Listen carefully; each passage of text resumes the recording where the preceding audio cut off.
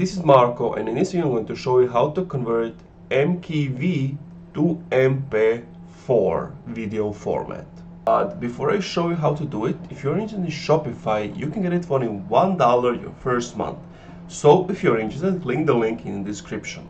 So what you have to do is navigate to File.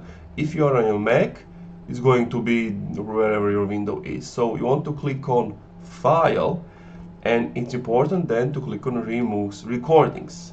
Now this is all empty, but you need to drop files to this window that have that extension you don't want. So as you can see, this is the .mkv, and I'm just going to drop it here. And now you can see it goes from my downloads. We'll go to my downloads, don't use MP4 and not MKV, so from MKV to MP4.